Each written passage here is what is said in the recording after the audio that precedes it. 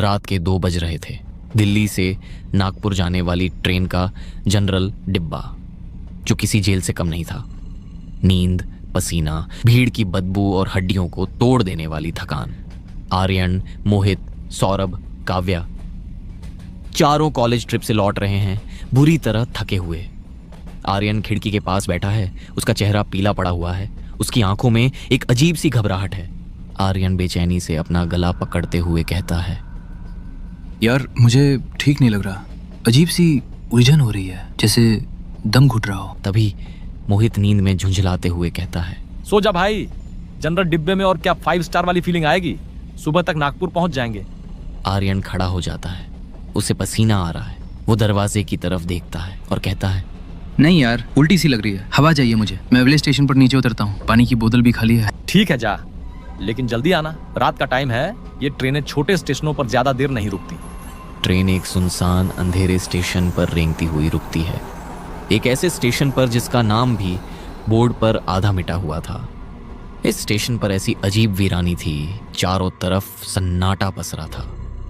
Aryan train से नीचे उतरता है, ठंडी हवा का झोंका उसे लगता है।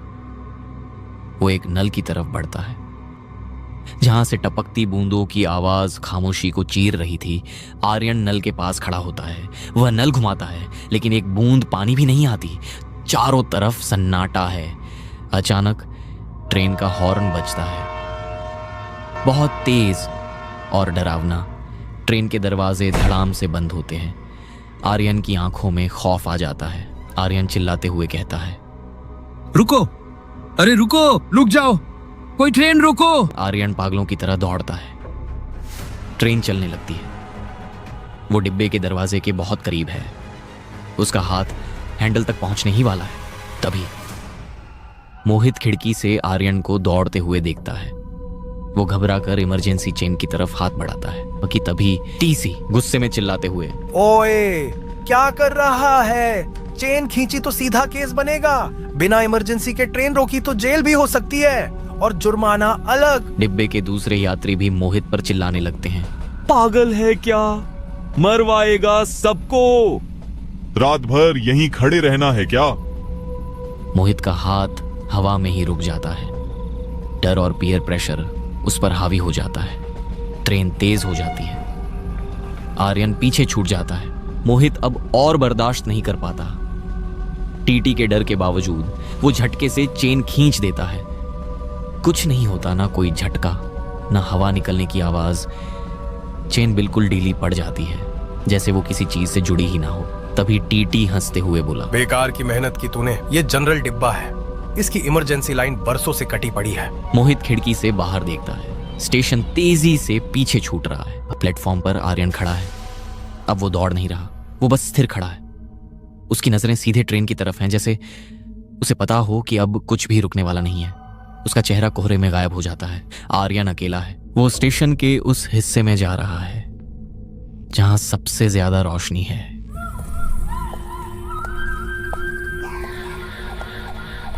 तभी पीछे से जैसे किसी के पायल या चेन के हिलने की आवाज आई। आर्यन डरते हुए धीरे धीरे पीछे मुड़कर देखता है। वहां कोई नहीं, कोहरा और गाढ़ा लगने लगता है। कौन है?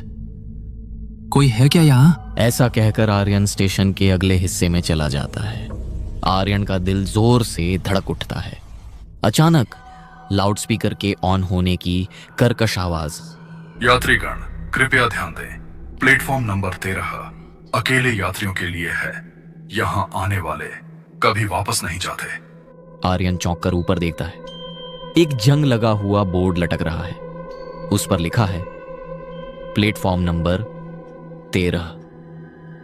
एक पीली मटमैली लाइट बार बार झपक रही है। तभी आर्यन अपने आप से बड़बड़ाते हुए कहता है, प्लेटफॉर्म 13? लेकिन ट्रेन तो प्लेटफॉर्म 1 पर रुकी थी। वो अपना मोबाइल निकालता है। स्क्रीन पर लिखा है, नो नेटवर्क। तभी उसे अपने ठीक पीछे किसी के होने का एहसास होता है, जो उसे देख रहा है। धीमे कदमों की आवाज। हवा अचानक रुक जाती है। वो धीरे धीरे पीछे देखने की हिम्मत करता है और पीछे देखता है। तभी एक सूखी थकी हुई बूढ़ी आवाज सीधे उसके कान के पास। ट्रेन छूट गई बेटा। आर्यन देखता है एक बूढ़ा स्टेशन मास्टर खड़ा है। उसकी वर्दी बहुत पुरानी है, जगह जगह से फटी हुई। उसकी आंखों में कोई पुतलियां नहीं, सिर्फ सफेद मरी हुई चमक। वो बिना पलक झपकाए आर्यन को घूर रहा है। आर्यन डरते हुए बोला, जी वो अगली ट्रेन कब है? मुझे नागपुर जाना है। स्टेशन मास्टर एक डरावनी मुस्कान के साथ कहता है, अगली ट्रेन? यहाँ अगली ट्रेन आती नहीं बेटा, सिर्फ लाती है। स्टेशन मास्टर धीरे धीरे कोहरे में पीछे हटता है और गायब हो जाता है। आर्यन उसे रोकने की कोशिश करता है, लेकिन वो जा चुका है। आर्यन घबराहट में प्लेटफॉर्म पर चलने लगता है। वो प्लेटफॉर्म खत्म ही नहीं हो रहा। वो अपनी घड़ी देखता है। घड़ी में समय है 2:08 हो चुके थे। आर्यन चलता रहा। उसे लगा शायद आधा घंटा बीत गया, लेकिन जब उसने दोबारा घड़ी देखी, घड़ी में समय अब भी वही है, 2:08। आर्यन पागलों की तरह घड़ी ठोकते हुए कहता है, चल क्यों नहीं रही? क्या हो गया है इस जगह को? उसे प्लेटफॉर्म के कोने में कुछ लोग दिखाई देते हैं। वो उनकी तरफ दौड़ता है। एक आदमी सिर पकड़कर बैठा है, एक औरत बैठकर रो रही है। तभी आर्यन कहता है, हेलो अंकल, क्या आप बता सकते हैं ये कौन सी जगह है? आदमी बिना सिर उठाए एक ही रट लगाए हुए है। मैं बस पानी लेने उतरा था, बस पानी लेने, तभी ट्रेन चल पड़ी। तभी औरत सिसकते हुए, मेरे बच्चे इंतजार कर रहे होंगे, मैं ट्रेन में चढ़ ही रही थी, तभी दरवाजा बंद हो गया। आर्यन बस खड़ा रह गया, देखता हुआ, सुनता हुआ, जैसे उसका शरीर वहीं था लेकिन दिमाग सुन्न हो चुका था। वो सब एक ही लूप में फंसे थे, अपनी आखिरी गलती को बार बार दोहराते हुए। तभी आर्यन की नजर दीवार पर लिखे एक कोयले के मैसेज पर पड़ती है। दीवार पर लिखा है, जो अकेला उतरा वो यहीं रह गया। अचानक सन्नाटे को चीरती हुई पायल की आवाज।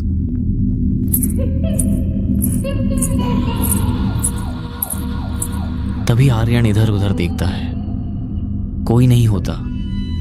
बूढ़ी औरत और बूढ़ा आदमी भी गायब हो चुका था और उसके आगे कोहरे से एक औरत की आकृति उभरती है। लाल साड़ी, चेहरा बालों से ढका हुआ, वो आर्यन की तरफ बढ़ रही है। आर्यन का पूरा शरीर डर के मारे सुन्न पड़ गया। उसने ध्यान से देखा, उस औरत के पैर जमीन को छू नहीं रहे थे। वो हवा में तैर रही थी। औरत हंस रही थी या रो रही थी, आर्यन कुछ समझ नहीं आ रहा था, लेकिन उसकी आवाज बेचैन करने वाली थी। तभी औरत आर्यन से कहती है, तुम्हें घर जाना है? आर्यन रोते हुए हाथ जोड़कर कहता है, हाँ प्लीज मुझे जाने दो, मेरे दोस्त मेरा इंतजार कर रहे हैं। औरत अब पहले से ज्यादा सामने आती है, पहले से ज्यादा साफ और पहले से ज्यादा डरावनी।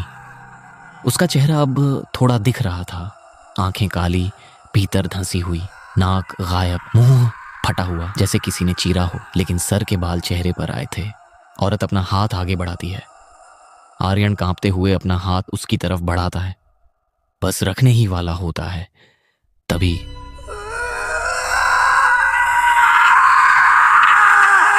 एक तेज रूह कंपा देने वाली चीख जो सन्नाटे को चीरती हुई उसके कानों में घुस जाती है।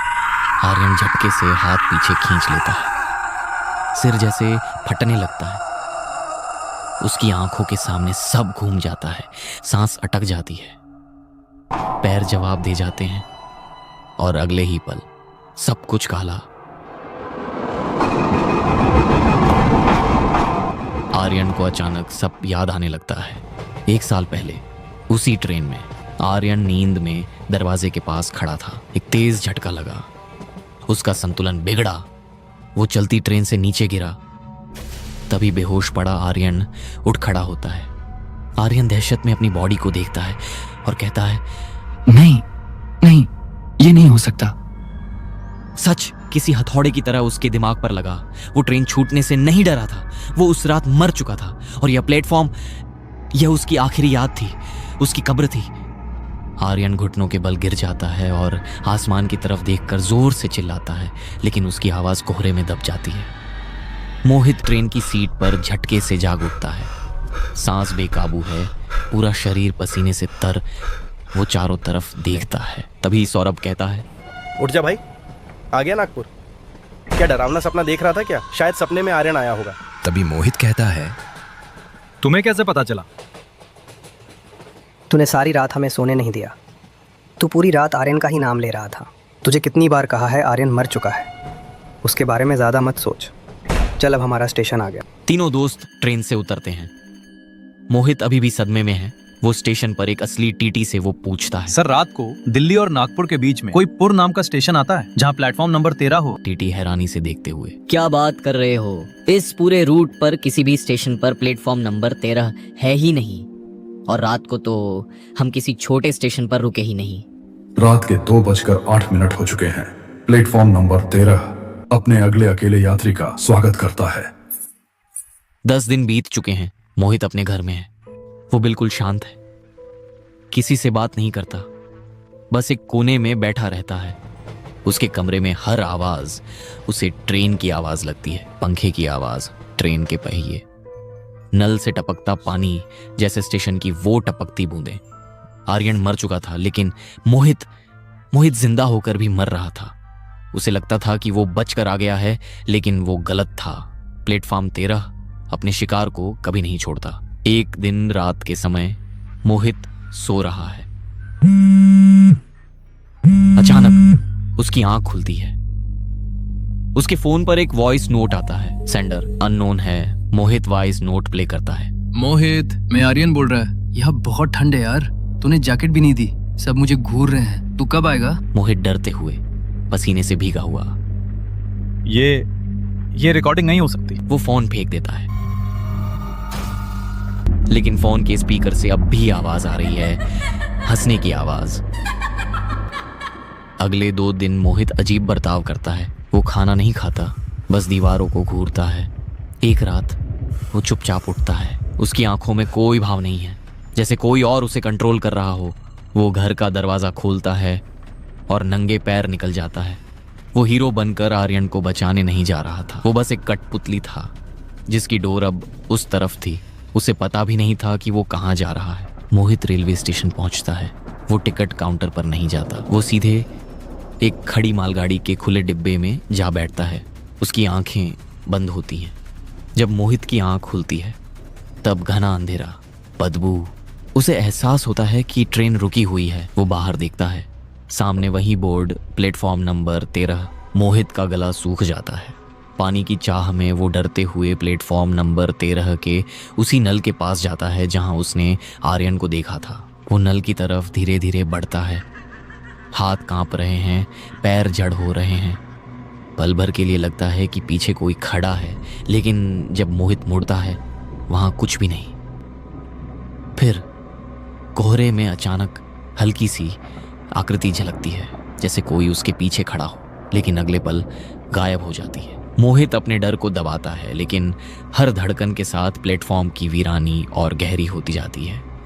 मोहित का दिल धक धक करता है, हाथ ठंड से कांप रहे हैं। मोहित को दूर बेंच पर एक लड़का बैठा दिखता है। उसने वही कपड़े पहने हैं जो आर्यन ने उस रात पहने थे। तभी मोहित कांपती आवाज में कहता है, आर्यन? तभी बेंच पर बैठा लड़का धीरे से मुड़ता है। वो आर्यन ही है। आर्यन कहता है, तू आ गया भाई, मैंने कहा था ना तू मुझे लेने आएगा। मोहित रोते हुए, राहत की सांस लेते हुए, भाई तू ठीक है? चल यहाँ से, प्लीज चल। मोहित आर्यन के पास जाता है और उसे गले लगा लेता है। मोहित को आर्यन का शरीर बर्फ जैसा ठंडा लगा और फिर उसे एक अजीब सी बात महसूस हुई। आर्यन की धड़कन नहीं चल रही थी। आर्यन मोहित के कान में फुसफुसाते हुए कहता है, तू मुझे ले जाने नहीं आया मोहित, मैंने तुम्हें यहाँ बुलाया है। मोहित पीछे हटने की कोशिश करता है, लेकिन आर्यन की पकड़ लोहे जैसी मजबूत हो जाती है। आर्यन का चेहरा अब बदलने लगता है। वो अपने असली रूप में आ जाता है। तभी आर्यन कहता है, तू यहाँ मेरे साथ रहने आया है। अकेले रहने में बहुत डर लगता है भाई, अब हम दोनों साथ रहेंगे हमेशा। आर्यन के पीछे से प्लेटफॉर्म पर मौजूद बाकी मुर्दा लोग धीरे धीरे पास आने लगते हैं। वो हमला नहीं कर रहे, बस घेर रहे हैं। उनके चेहरों पर एक बीमार सी खुशी है कि नया सदस्य आया है। मोहित चिल्लाने की कोशिश करता है, लेकिन आर्यन ने उसका मुंह हाथ से बंद कर दिया। आर्यन की आंखों से काले कीड़े निकलने लगते हैं। मोहित अपनी पूरी ताकत लगाकर भी खुद को छोड़ा नहीं पाता। वो बस रो रहा है, लाचार है। जिंदा इंसान मुर्दों की दुनिया से जीत नहीं सकता। दोस्ती की आड़ में मौत ने उसे बुला लिया था। सुबह होते ही सब बदल गया। रेलवे ट्रैक पर पुलिस थी और वहां एक ऐसा शव जिसे देख पुलिस की भी हालत खराब थी। इंस्पेक्टर लाश की जेब से ID कार्ड निकालता है। इंस्पेक्टर धीमे स्वर में कहता है, अच्छा, तो इसका नाम मोहित है। अरे सर, क्या लगता है आपको, क्या हुआ होगा? ये तो पोस्टमार्टम में पता चलेगा। ये सिर्फ हादसा था या कुछ और।